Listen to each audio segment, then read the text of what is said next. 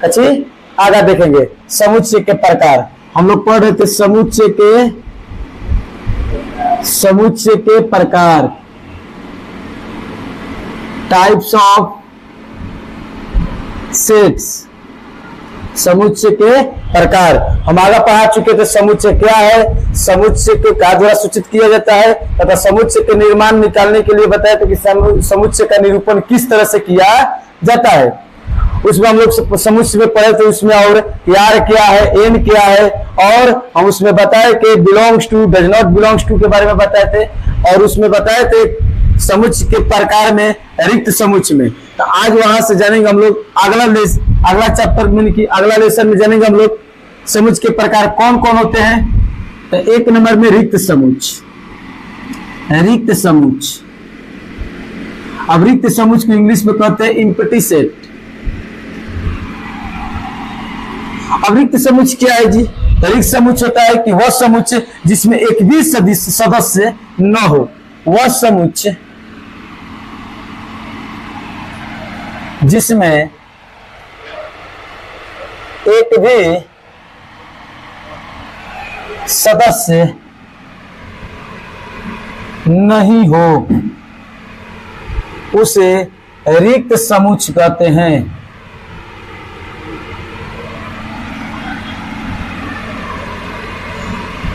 वह समुच्चय जिसमें एक भी सदस्य न, उसे कहते हैं रिक्त समुच्चय कहते हैं। अब रिक्त समुच्चय को का द्वारा सूचित करते हैं? तो इसे फाई द्वारा सूचित किया जाता है। फाई बराबर यानी कि ए बराबर इसमें फाई। दूसरा जानेंगे हम लोग परिमित समुच्चय।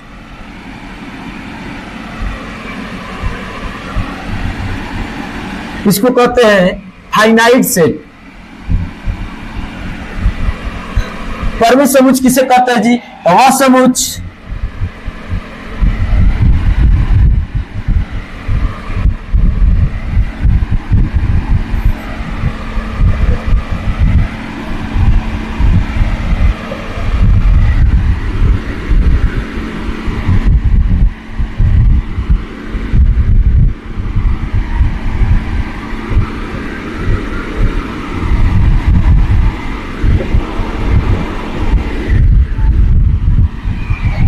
समुच्चय जिसमें सदस्यों की संख्या का हो निश्चित हो, उसे परिमित समुच्चय कहते हैं। परिमित समुच्चय को इंग्लिश में कहते हैं फाइनाइट सेट। अगर इस एग्जांपल अगर देखेंगे तो एग्जांपल अगर ए बराबर का होगा, इसमें सदस्यों की संख्या निश्चित हो, ए कॉमा बी कॉमा सी, क्या होगा? इसमें सदस्यों की संख्या निश्चित है।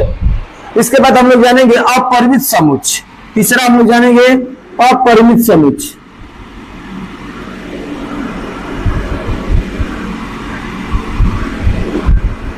इसको इंग्लिश में कहते हैं इनफाइनाइट सेट।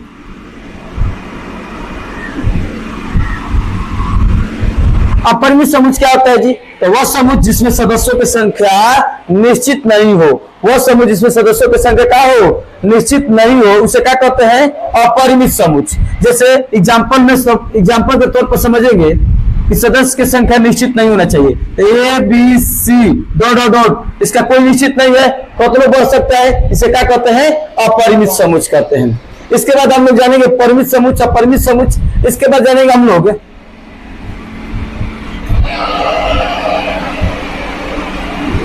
एकल समुच्चय।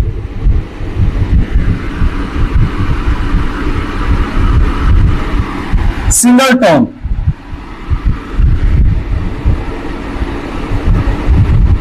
Singleton set. एकल समुच्चय क्या होता है जी?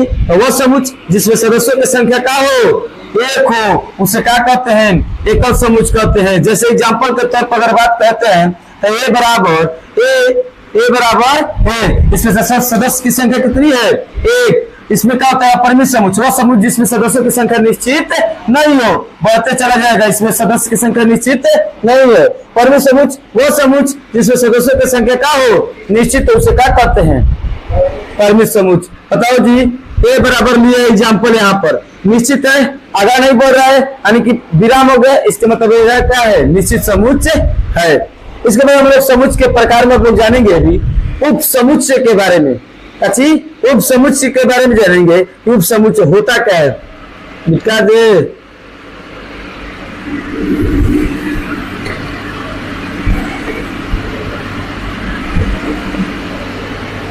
अब देखे आगे क्या बोले थे, उप समुच्चय। अब उप समुच्चय क्या होता है जी, उप समुच्चय के मतलब होता है सबसेट, इंग्लिश में कहते हैं सबसेट। उप समुच्चय क्या होता है जी, उप समुच्चय के मतलब होता है कि सभी समुच्चय उप समुच्चय होता है, तो प्रत्येक रिक्त समुच्चय उप समुच्चय होता है, प्रत्येक रिक्त समुच्चय उप समुच्चय होता है, तथा सभी समुच्चय अपने आप में क्या होता है, उप समुच्चय होता है। जैसे मान लो किसी उप समुच्चयों की संख्या निकालना होगा, उप समुच्चयों की संख्या निकाल दो, सूत्र होता है 2n स्क्वायर। क्या होता है, 2n स्क्वायर। मान लो एग्जांपल के तौर पर ले लेते हैं a बराबर a b और c।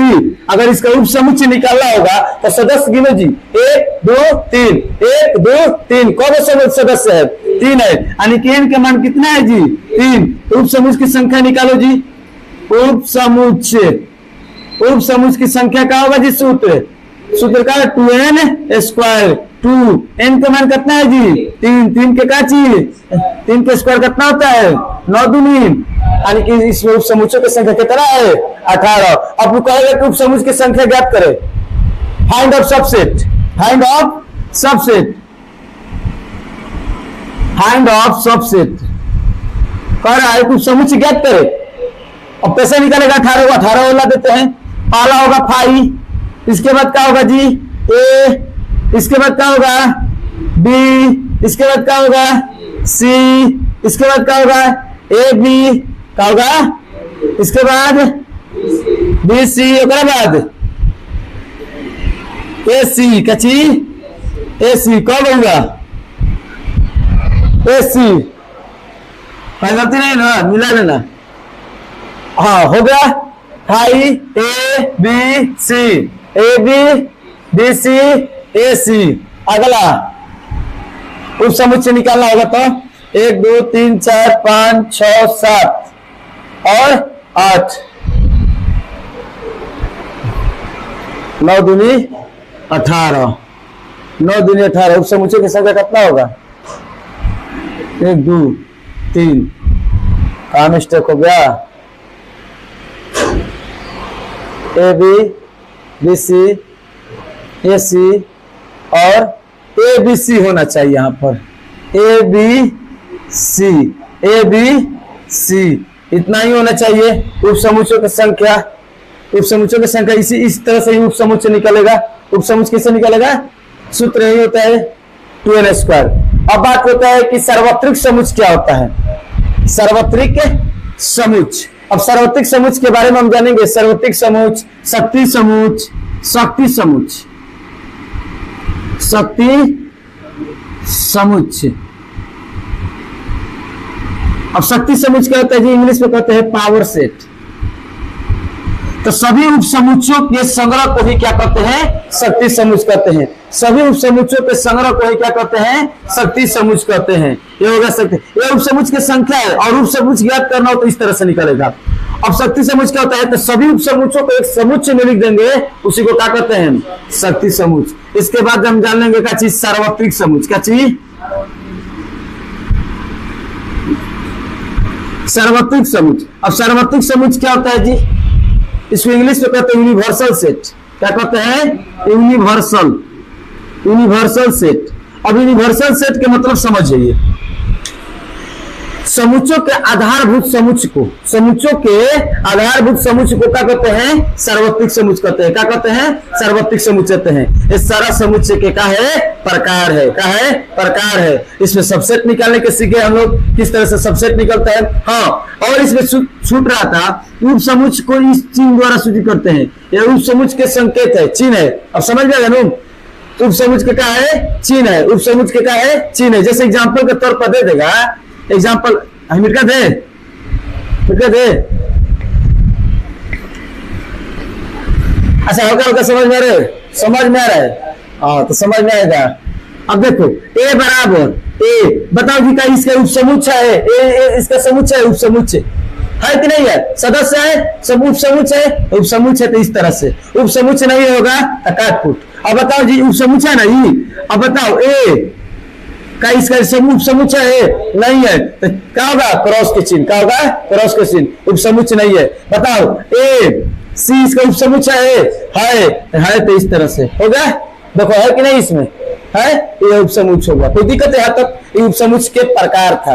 अब हम लोग जानेंगे समुच्चय का सम्मिलन, union of set, intersection of set, difference of set और इसके बाद आएंगे कंपोजिशन ऑफ सेट, यानी कि समुच्चय के सब नियम है। तो हम लोग जानेंगे समुच्चय में अगला समुच्चय के प्रकार से खत्म, समुच्चय के प्रकार का हुआ समाप्त। अब हम लोग जानेंगे समुच्चयों का सम्मिलन, कची समुच्चयों का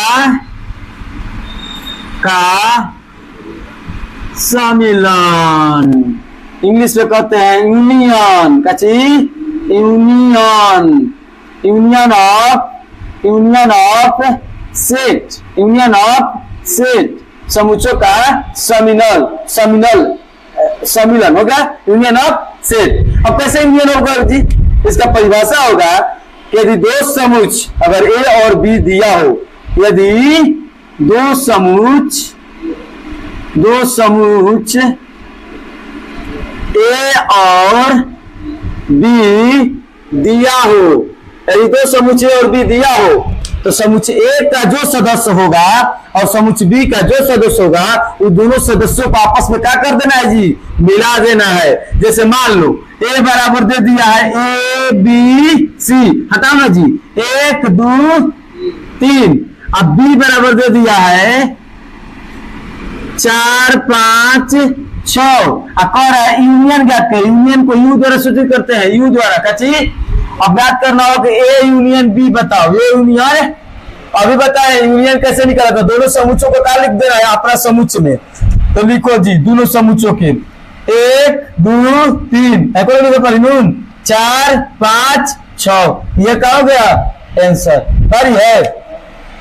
इस समुच्चय दोनों का यूनियन निकालना है, यूनियन का मतलब दोनों समुच्चय को आपस में क्या कर देना है, लिख देना है, कोई दिक्कत भाई यही नहीं है। समुच्चय का सम्मिलन इस तरह से होता है, जैसे मान लीजिए पहले और देते हैं ए बराबर ए ई आई, बी बराबर ओ यू, बताओ जी ए यूनियन बी क्या होगा, इसका क्या होगा, ए ई आई ओ यू, ये हो गया काची आंसर, समुच्चयों का सम्मिलन। इसका कुछ प्रॉपर्टीज होता है, अब इसका प्रॉपर्टीज देखो क्या होता है, भारी है तो को भारी नहीं लगेगा, ये खाली थ्योरी बता रहे हैं, अगर थ्योरी खाली समझ गया तो मैथ 80% समझ में आ गया। इसके बाद हम क्या बोले जी प्रॉपर्टीज ऑफ यूनियन ऑफ काची, यूनियन ऑफ सेट्स, काची सेट्स। इसका प्रॉपर्टीज क्या होगा जी, ए यूनियन बी क्या होगा जी, बी यूनियन ए क्या होगा बराबर होगा, A union B union A क्या होगा। अब कोई पूछेगा कि A union B union C किसके बराबर होगा जी, तो ए यूनियन बी यूनियन का के सी के। कोई पूछेगा ए यूनियन ए किसके बराबर होगा जी, ए के। ए यूनियन फाई किसके बराबर होगा जी, ए के। ए यूनियन यू किसके बराबर होगा जी, यू के, क्या के यू के। ये सब का हो गया प्रॉपर्टीज है, क्या है दिक्कत है, समझ में आया बारी यही लग रहा है कि 11 क्लास के सिलेबस सेशन है, पूरा 11 क्लास के सोचो कि मैथ है, 11 क्लास के पूरा मैथ है ये सब। और 11 क्लास के मैथ में सब जितना ही है इसको खाली जो नियम समझ गएगा, खाली थ्योरी समझेगा, एक एक चैप्टर जो होगा मैथ का सारा क्या हो जाएगा, बन जाएगा, भारी नहीं लगेगा। तो दिक्कत समुच्चय के सम्मिलन के बाद अगला है समुच्चयों का सर्वनिष्ठ, कची समुच्चयों का सर्वनिष्ठ, समुच्चयों का सर्वनिष्ठ। अब देखो यूनियन समझना गया नु, अब मान लो एग्जांपल देगा, लड़का बार झट से निकाल देगा, आप मुझ के लिखा वो क्वेश्चन दे रहे हैं, ए बराबर 3 4 5 3 4 और बी बराबर दिया है 6 7 5 4 होगा, कह रहा है तो ए यूनियन का निकाले जी, बी।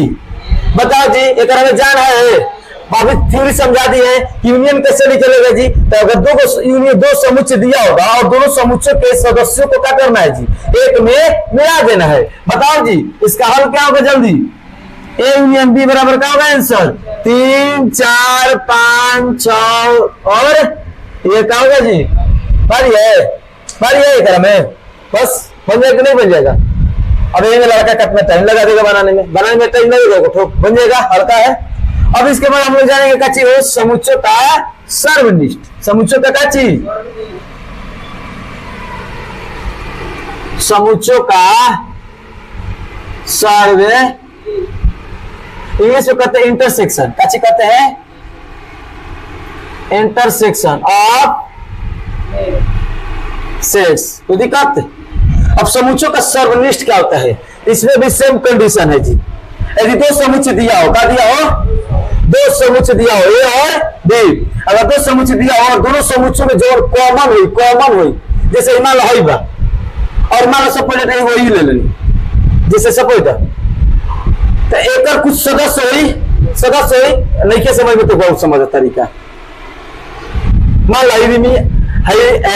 जैसे कि जूलिया घर के सदस्य हो गया, कौन है, जूलिया घर के सदस्य हो गया, और मान लो मोहन घर के सदस्य, 5 परिवार हुआ, मोहन घर के सदस्य हो गया, जैसे रीमा, सीमा, मोहन, राकेश, इधर भी नाम है रीमा, सीमा और नाम दूसर है। तो बताओ जी, इसमें दोनों में जो नाम कॉमन होगा वही क्या होगा, समुच्चय का क्या होगा, सर्वनिष्ठ होगा, इंटरसेक्शन होगा। क्या होगा, इंटरसेक्शन, यानी कि दोनों में क्या कॉमन है। जैसे मान लो एग्जांपल के तौर पर समझा, इंटरसेक्शन के इस तरह से सूचित किया था, ये इंटरसेक्शन बी, ये इंटरसेक्शन की चीज यू के उल्टा इंटरसेक्शन का है। जैसे मान लो एग्जांपल के तौर पर कि ए बराबर दे दिए 3 4 5 6, बी बराबर दे दिए 4 9 3 6, कहेगा ए इंटरसेक्शन बी बराबर व्हाट, ना निकलिए कि ना निकलिए, दोनों में कौन था, बताओ तो कौन कॉमन था, और कौन 4 और 6 और कौन 3, टेंशन कहता होगा जी 3 4 और ये क्या हो गई, भारी भाई ये इनको भारी का बहुत समझे कि हम आसान हो गया एक भारी में कुछ ना हुई। अब बनाने में मिल गई कुछ तो बन जाए, फूटी कि ना फूटी, बम फोड़ देवे के बाद अगर आप क्वेश्चन देता नहीं, जैसे मान लो और एग्जांपल देता नहीं, ए बराबर A B C D, B बराबर A C A F G H, बताओ जी ए इंटरसेक्शन बी, बताओ झट से आंसर क्या होगा, ए क्या होगा, ये क्या होगा जी, यही तब इंटरसेक्शन यूनियन हम लोग क्या हो गए, समझ गए। इसमें जानेंगे हम। अब सोचो कोई तो क्वेश्चन किताब में होगा, कहीं से किताब के पसार निकाल दो, 1.1 1.2 1.3 1.4 1.5 कहीं से निकाल के तू बनाओ। अगर नहीं बनेगा तो कहना कि हाँ हमसे मैथ नहीं बना, खाली थ्योरी जो है दिमाग में छाप ली, कॉन्सेप्ट है जो कॉन्सेप्ट जिस व्यक्ति को अगर मजबूत नहीं होगा, जो छात्र कॉन्सेप्ट मजबूत नहीं होगा, दुनिया का मैथ कतनो लिख के पोत ले वो नहीं बनेगा। अगर तुम्हारा कॉन्सेप्ट मजबूत है तो सोचो कि मैथ बन जाएगा। अब मान लो तुमको एपी एचपी का फॉर्मूला नहीं मालूम तो मैथ बनेगा जी, नहीं बनेगा। अगर मान लो थ्योरी तुमको मजबूत हो गया, जब थ्योरी देख लिया किस तरह से अब क्वेश्चन को मैथ होगा तो बनेगा कि नहीं बन जाएगा, बन जाएगा, भारी हो जाएगा। तब इस समुच्चय का यूनियन खत्म हो गया और इंटरसेक्शन का हो गया खत्म, समाप्त हो गया। इसमें समुच्चयों का अंतर देखेंगे तो नेक्स्ट वीडियो में हम लोग क्या करेंगे, समुच्चयों का अंतर देखेंगे। कोई दिक्कत?